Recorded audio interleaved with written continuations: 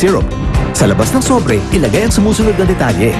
At ihulog ang entries mula May 16 hanggang June 9. Napakadaling sumali at manalo dito, kaya sali na!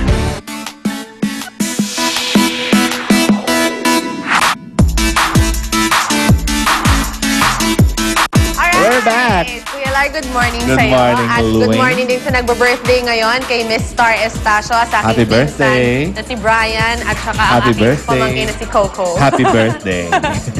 Wala namang makapipigil pa sa pagkapalabas ng much-awaited na Boy Pickup, the movie. Ayon kay Ogie Alcacid, talagang kaabang-abang ang pelikula dahil sa star-studded lineup nito. That's right. At gaano nga ba katotoo ang chismis na may special appearance din sa pelikula ang kanyang may bahay na si Regine Velasquez Alcacid. Panoorin natin ang sagot mismo ni Boy Pickup. Boom! Sabay pa tayo.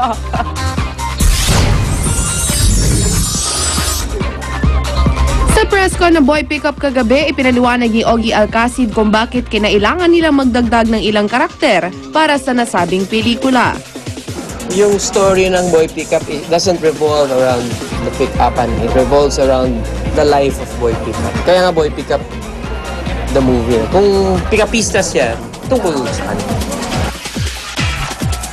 Aminado si Ogie na lumevel up daw si Boy Pickup dito sa pelikula, kaya naman naging hamon sa kanya ang ilang mahihirap na eksena.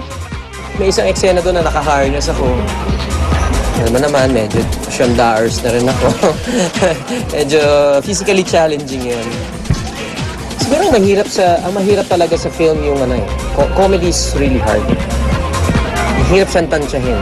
So, Tinanong din namin si Ogie kung totoo nga ba ang chika na may special appearance, ang kanyang misis sa si Regine Velasquez Alcacid sa kanyang pelikula.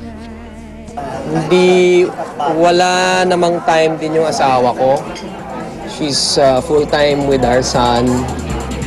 And kapag inask ko pa siya mag-guest, bawa naman yung anak namin, di ba? So, mahirap din mahirap siyang, kasi yung shooting din namin medyo long hours talaga. So, minabuti na namin na, tinutulungan naman niya ako.